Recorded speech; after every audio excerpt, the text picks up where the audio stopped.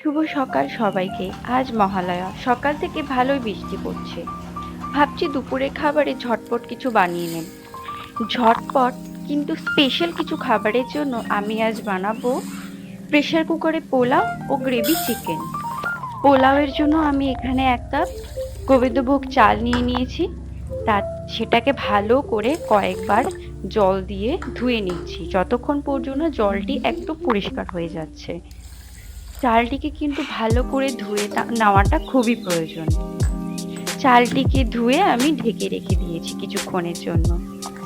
এবার আমি চিকেনটিকে ম্যারিনেট করে নেব। চিকেনটিকে ম্যারিনেট করার জন্য এখানে আমি একটি মিক্সার গ্রাইন্ডে কিছুটা পরিমাণ টমেটো, আদা, রসুন আর ঘরোয়া যেসব মশলা আছে সেটাকে ভালো করে গ্রাইন্ড করে একটি পেস্ট বানিয়ে নেব। এবার একটি বোলে চিকেনটি নিয়ে তাতে কিছুটা কেটে রাখা পেঁয়াজ, পেস্ট করে রাখা মশলাটি, পরিমাণ মতো হলুদ, লবণ, অল্প একটু লেবুর রস দিয়ে ভালো করে মেখে সেটাকে ম্যারিনেট করে রাখবো কিছুক্ষণের জন্য। এবার আমি একটি কড়াতে বেশ খানিকটা পরিমাণে সর্ষের তেল নিয়ে নিচ্ছি। তাতে অল্প গোটা জিরে ফোড়ন দিয়ে দিচ্ছি, ২-৩টা তেজপাতা ও একটা শুকনো লঙ্কা।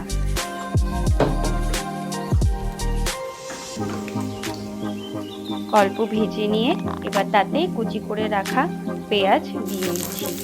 সেটাকে অল্প করে ভেজে নিয়ে পেঁয়াজটি হালকা সফট হয়ে গেলে আমি এবার কুচি করে কেটে রাখা টমেটোগুলো দিয়ে দিচ্ছি।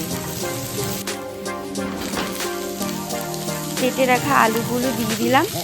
এবার পরিমাণ মতো হলুদ ও লবণ দিয়ে আলুগুলোকে হালকা করে ভেজে নেব।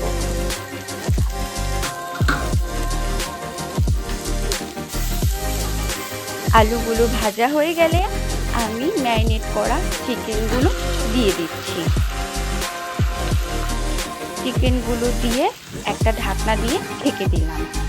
একদিকে মাংসটি হতে থাকুক, আর একদিকে একটি বাটি নিয়ে নিয়েছি, তার মধ্যে ভিজিয়ে রাখা চালটি নিয়ে নিলাম। তাতে ১ ইঞ্চি পরিমাণে আদা গ্রেট করে দিয়ে দিচ্ছি।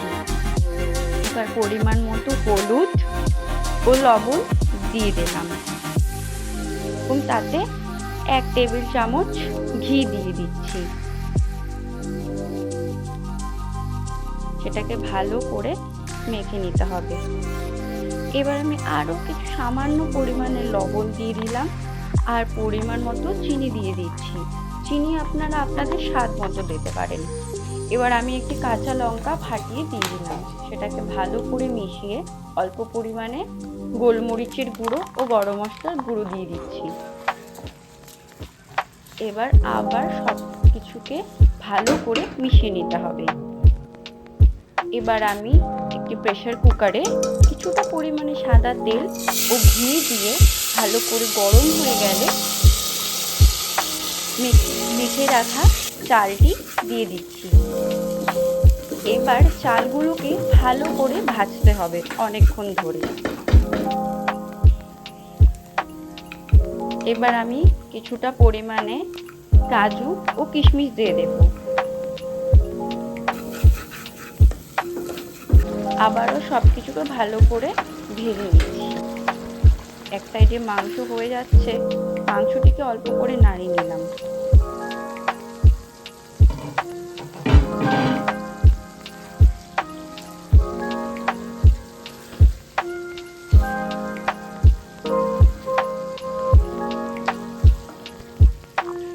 আমি ১ কাপের মতো চাল নিয়েছিলাম। এবার আমি সেই পরিমাণ মতো ১.৫ কাপ পরিমাণে গরম জল দিয়ে দিলাম।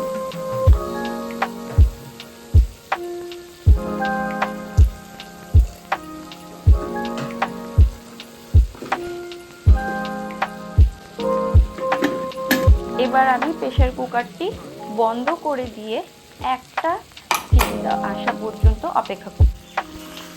মাংসটি ভালো করে কষানো হয়ে গেলে আমি এখানে কিছুটা পরিমাণে গরম জল দিয়ে ভালো করে ঢেকে কিছুক্ষণের জন্য একটা সিটি দিয়ে প্রেসার কুকারটি নামিয়ে নিলাম।